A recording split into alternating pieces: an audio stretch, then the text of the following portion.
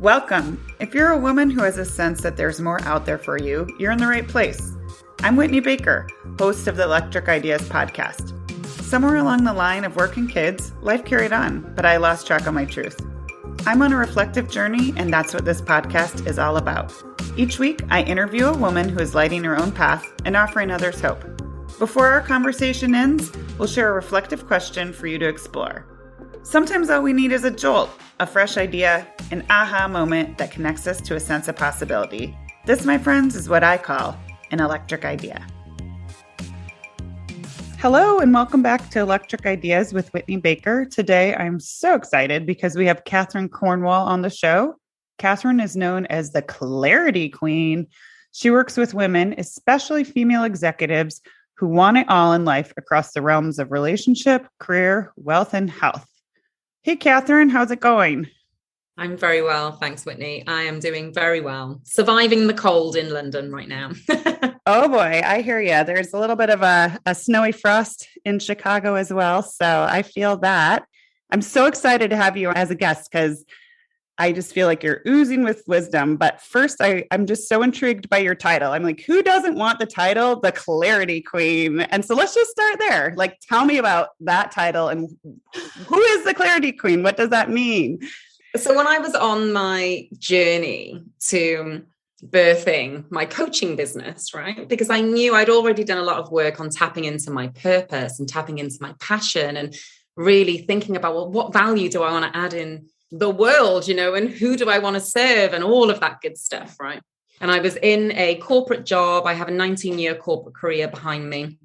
And I was in a headhunting role, actually. I worked in finance for a long time. And I was out meeting clients and I was sat waiting at a cafe one day. And I was thinking, what do I want to call my business, And, I know for me, coaching is all about clarity. The reason why I'm doing this is because I think so many of us struggle with clarity on how to move forward, struggle with clarity on what's holding us back from greatness and everything that we desire. And everything for me starts with clarity. So I was like, do I call it clarity coaching? What do I call it? And there was plenty of other businesses out there called clarity coaching. And I knew deeply that I wanted to be of service to women. And I wanted to be a beacon of light for women in order to empower them, help them, support them, inspire them to step into their own leadership, the leadership of the self. And anyway, I was sat at this cafe and they put a little kind of milk bottle on the table and it had a Queen of Hearts playing card inside of it. And I kind of looked at it and went, oh, Queen of Hearts. And I was like, Queen. Yeah, you know what? I just love the kind of concept of being the queen of your realm. I do love all of that. And of course I'm in London, and we have the Queen here and the crown jewels and everything. So anyway, I carry on walking back to my office and within a very quick concession, I happened to then come across, I think it was 3 or 4 references to a queen. There was a play on a poster that had, an actress on it and she had a big crown and then I walked past another poster that was advertising a visit to the crown jewels in London. And I just thought, okay, signs from the universe. I'm going to take it and I'm going to create a brand called Clarity Queen. And it just felt good to me. It felt aligned. And for me, everything starts with clarity. Clarity. I have coaching sessions in order to gift people with clarity. So it just made a whole heap of sense. And it has a good ring to it. And my brand really is all about female empowerment. So it was aligned. So that's how. I love that story. I love how the universe was kind of hitting you over the head with being the queen. That's really neat. And I really like how you said, your whole empowerment message for women is so aligned with what I believe in as well. And I love how you put being the queen of your own realm. And one thing I hear a lot from women who follow me is that they feel like they don't know how to get out of their own way. And I know that you've seen this a lot. And so I also feel like you are really good at being like calling that out, like get out of your own way. So tell me a little bit about how women that work with you tend to get in their own way and maybe some ideas how they can start tiptoeing out of their own way. Absolutely. Look, I think there are two ways in which we stand in our own way. The first is that aside from obviously going through the process of understanding what it is that we want to do and then writing it all down and cultivating a vision, and going through the whole process of bringing that to fruition, that's a kind of, I guess, a side note. Where we actually really stand in our own way is that we are very good at being in our own heads as women. Mm-hmm. We are way smarter than the men, is my honest opinion. Honest to God opinion. In that we can, and it's proven that men are very compartmentalized, okay? They're very much, single-minded in terms of what they're doing, even in task completion at any given time. Whereas women are fantastic in that we can do a multitude of things all at the same time. And we are better at multitasking, but we're also better at holding numerous ideas and problems and situations and things that are going wrong and things that we want to do all at the same time. So we hold so much in our minds, and we're quite often our own worst enemy when it comes to getting in our own way through just being very associated with the mind, very identified with the mind. And the second way that we stand in our own way is that we actually give our power away. I think that women are, and I believe as a woman, and I've done this myself numerous times, is that we are absolute experts at self-sabotage and at self-sacrifice. And it is not women's fault that we are doing that necessarily, because it's almost like we do it on autopilot. It's like society says, women, you know what? It's the societal norm for women to self-sacrifice. It's the societal norm for women to put everybody and everything else ahead of them and themselves and their own desires, their own dreams, their own aspirations, their own everything. We put our needs, the needs of our children ahead of our own. We put the needs of our family ahead of our own. We put the needs of our spouses ahead of our own. We do that even in the Western world. I'm not even getting into what it's like for a woman in India or a woman, in Africa. We absolutely give our power away, but to a degree, our power has also been taken away from us for thousands of years through a patriarchal society and structure. But I think we are now in a paradigm, and we're now in a place in society where we can start to claim that power back. Mm-hmm. I don't think that there's anything standing in the way of, once we've identified this about ourselves, that we can reclaim our power back. We can become empowered. We can step into that and achieve and be and do and have anything that our heart desires. I love that. And I want to talk about that a little bit more, because I mean, self-sacrifice is one word for it, but another thing that ties into it that I get a lot of is this: I'm busy as a badge of honor. Like in society, if you're not busy and on the edge of burnout, whether you're a stay-at-home mom, a part-time mom, working mom, not a mom, it's just this society that really has this overemphasis on busyness. Like you're lazy if you're not on the edge of burnout. Is that something you see and address? Yeah, 100%. I would say it was more, yes, I see it in my clients, of course, now working with women, but I used to see it over and over again. And I would have to be honest and say that I was part of this for a very large part of my career. So my background is asset management. So I worked in the investment field for a very long time. And my last corporate gig was at Citigroup, which is a very large investment bank. And the cultures at a lot of these institutions are very much that the harder you work, the more hours you put in, the more face time you have in the office, the more sacrificing, I'm working until 12 o'clock at night, I'm working until 3 a.m. I'm back in the office at 7 a.m. I'm burning out and I'm so tired, but it's a badge of honor. It's a badge of honor. You know what? And I think I'm going to get the next promotion as a result of doing this. And what a lot of these young people buy into in their 20s, then pay for it with their health.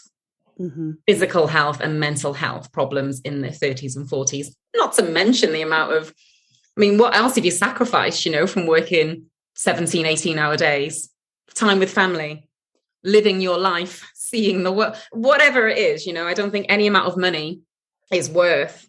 I mean, what's the point in earning a lot of money and getting that promotion if you're not living your life? But I definitely saw it more in women than I did in men. 100% more in women than in men. And again, I think it goes back to the society that we have and the structures that are in place. It seemed that men could get promoted for doing the bare minimum, whereas women would have to work twice as hard and put those hours in and burn out with that badge of honor to get just, an interview, just to get a seat at the table. We've got to do so much more work than our male counterparts in exactly the same job in order to get the same level of recognition. And that is being addressed, I guess, at some level. But it's cultural. It's cultural, and it goes back a very, very, very long time. So it's going to take time for that culture change to actually, and it's generational. So it's going to take generations for that to kind of ease out of the system, I would say. But women, we perpetuate it because we're participating in this. We are the ones that are wearing struggle, sacrifice, and burnout like a badge of honor. But I think more and more people are waking up to the fact that it's not trendy. It might be trendy, but it isn't fun.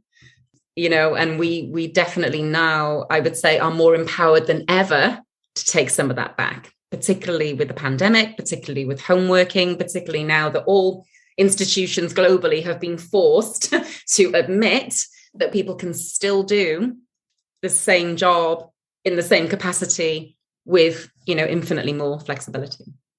That feels hopeful. I want to lean into that a little bit though, because I wonder if you've encountered some fear, like women that know that they're kind of stuck in this hamster wheel of trying to do it all, but they don't feel good. They're not taking care of themselves. They know it's not sustainable, but they don't see a path out. But there might be a sense of fear or even guilt. I know some women who've, they went to university, maybe they have a graduate degree. They've put in those early hours and now they know it's not working, but they think that the women before them worked so hard so they could even have these opportunities. I see a lot of women who have a lot of guilt and shame and also a lot of trouble with an identity shift of leaving behind something they've worked so hard to create. Yeah. What do you have to say to that type of woman or a woman who might be in that position? Yeah, I think, look, what we have to really start to understand and realize, and I would say this is the first step in any change, is the understanding that we are infinitely powerful beings who manifest, create their own reality every single day without fail. We are manifesting our reality whether we mean to or not. So we can either manifest a reality where we don't have so much struggle, sacrifice, burnout, pain, guilt, shame, all of the stuff that we've kind of perpetuated and bought into or have gotten to the habit of feeling, right? Because these are just emotions, right? And emotions are energy in motion, and it is a component part in how we manifest our reality. So understanding that we're that powerful, and it kind of puts us back into the seat of responsibility, because quite often we can say, well, this life is happening to me. I have no choice in this matter. And that is really the position of the victim, the position of the princess, the position of, I don't have any control over this, and therefore I'm just going to continue on the hamster wheel because I feel obliged to do it. But that's a lie that we tell ourselves. It's a lie that we tell ourselves because we're fearful of actually making a change and going into the unknown. I mean, I would call bullshit on anyone saying, I have no choice. I'm sorry, you do. You always have a choice. It's all about taking radical responsibility.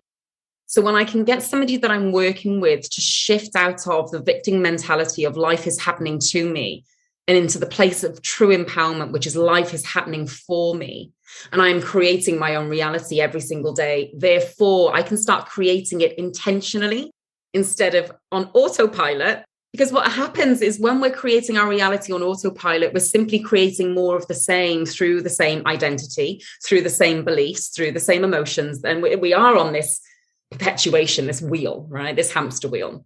But when we take back our power and say, no, I'm going to start to intentionally create my own reality. And how I'm going to do that is I'm going to think about, develop, create the vision for the life that I am dreaming of. Okay. That doesn't include pain. It doesn't include sacrifice. It doesn't include burnout. It doesn't include me working all the hours under the sun. I don't have a soul sucky job. I have my own business. My kids are happy. I'm spending time with them.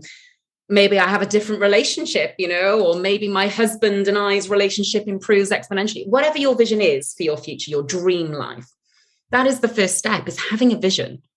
And then the second step is really about, okay, well, what's standing in your way of having that realized in your reality?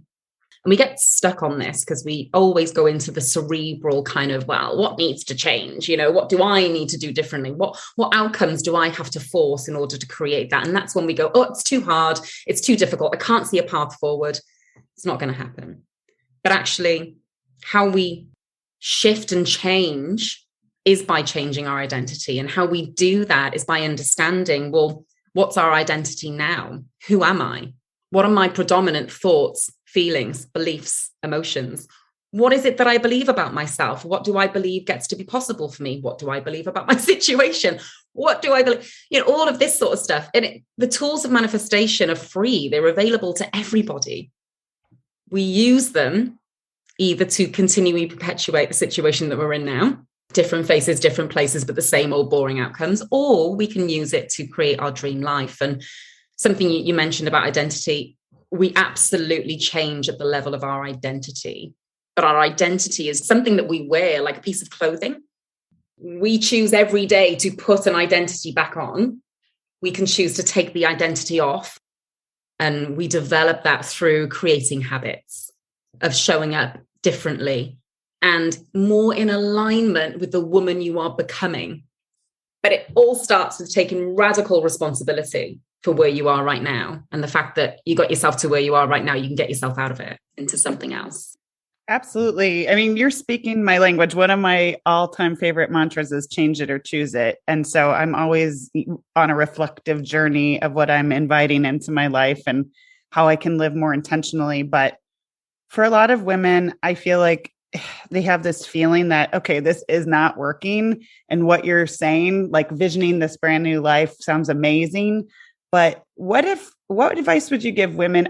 I think it's easier for women to make the plunge when there's something sure on the other side. And what I've found with like a lot of my friends and women I work with is there's the only thing on the other side is uncertainty.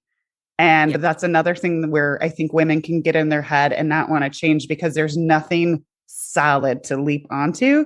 So can you give us some examples of how women can start maybe at least feeling like they're putting a toe into opening up and feeling more expansive or just an openness towards this change before making a big leap? Yeah. Of course, there are practical things that you can do. For example, if you're in a job that you don't like, of course, you can start to upskill, right? Where you are currently in order to move into a different job. If you're thinking about changing your career and moving into setting up your own business, right, which a lot of women are now doing, I highly recommend doing that when you're already in business, and you're able to do it as a side hustle or something like that. Or a lot of women will say, I don't have the time to do that. And here's the thing. If you're spending time watching telly, Netflix, doing anything other than the bare, minimum of getting through your day and then spending your spare time working on your business, you have to ask yourself, how important is this for me?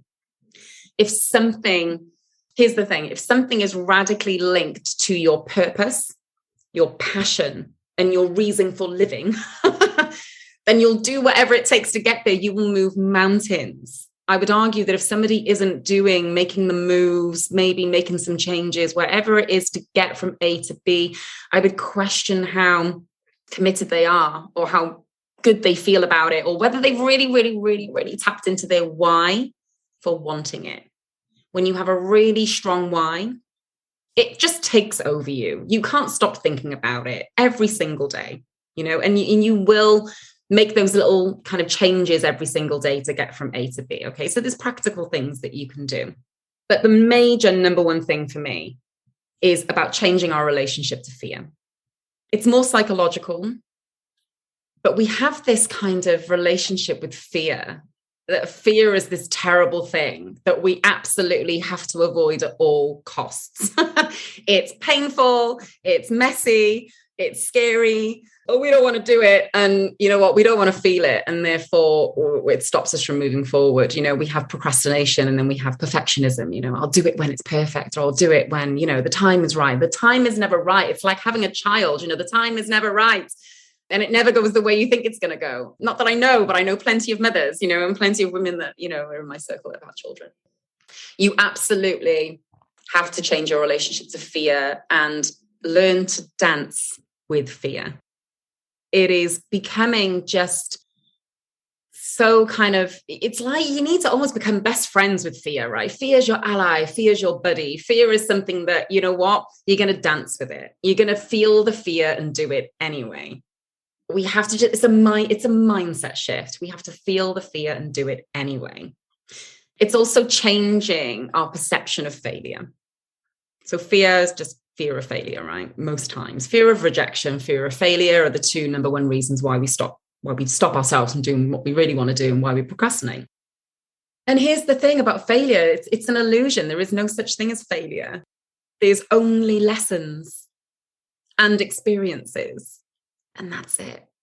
No one's asking anybody to jump off a cliff without a parachute. It's just an emotion. It's just a mindset shift. So I would urge anyone to just go inward. And again, this goes back to how we stand in our own way. It's the original question. We are so in our heads. That's where fear resides. It's in our heads.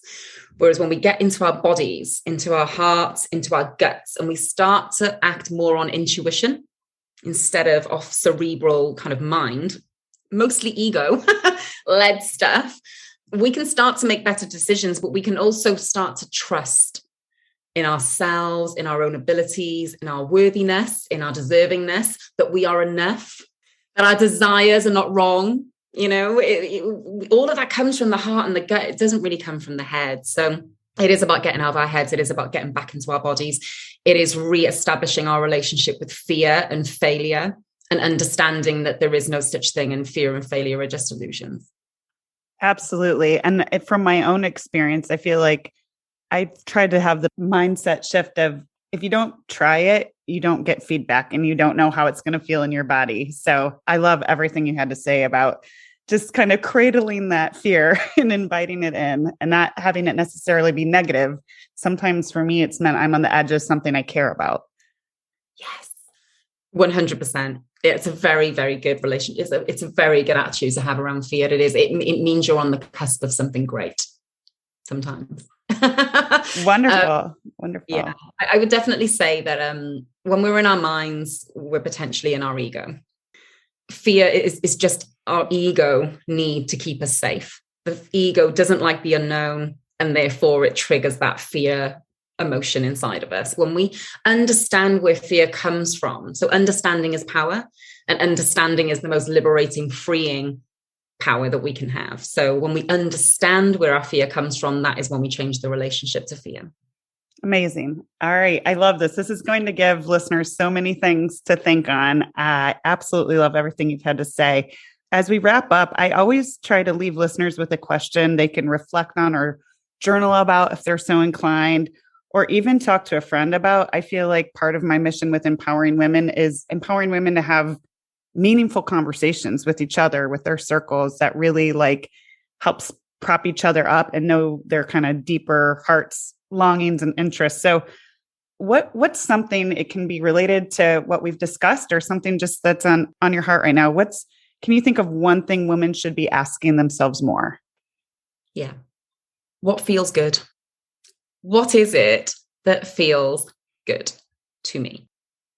And then start cultivating a life where you're doing more of the stuff that feels good. Because a lot of our negative emotion, feelings of negativity, negative energy, frustration, shame, guilt, all of that stuff comes from when we're not doing things that are in alignment with who we truly are. And the clearest way of understanding how to be in alignment is to tap into how it feels. in each and every moment, is what I'm doing feeling good, or is what I'm doing feeling yucky? And quite literally tap into your emotional guidance system as a way to know whether you're on the path or off the path of what your true self actually wants to do. And, does it light you up? Doesn't it light you up? Do more of what lights you up. Do less of what doesn't light you up. Outsource it. Stop doing it. Change up your job. Whatever it is.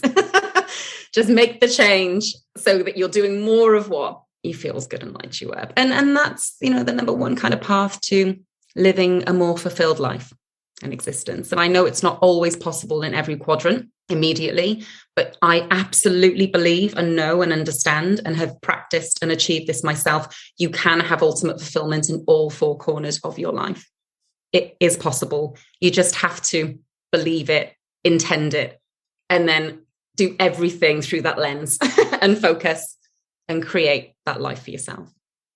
Absolutely. Oh my gosh, that's what a wonderful place to close on. I feel inspired. I'm going to be stepping into my day with that on my heart. Thank you so much, Catherine. I know listeners are going to be excited to learn more and follow you. So where can we support you and soak in more of your wisdom? Tell us where to look. So I'm on most of the platforms. My website is clarityqueen.life. My Instagram handle is The Clarity Queen. Somebody else took Clarity Queen, so I called it The Clarity Queen. I'm on Facebook under Catherine Cornwall, or if you look at Clarity Queen. I have a Facebook community, the CQ Clarity Queen community, and I actually have a free challenge. It's starting on the 15th of Jan, the 17th of Jan, but I'm running it every quarter. So within my Facebook community, I'm always running free challenges and free masterclasses that people can soak up. So I urge anyone to kind of join us in there if they want more. Wonderful. We'll make sure to drop that in the show notes too, so people can be sure to find that and find you. Thank you so much for the wonderful conversation, and have a wonderful, wonderful day. Thank you, Whitney. Thank you for the opportunity. It's been wonderful to meet you. I'm so glad you joined me today. If you're looking for more, feel free to connect with me on Instagram at @WhitneyWoman. And if you enjoyed the show, I invite you to support me by leaving a review or sharing it with a friend. Hope you have an inspired day.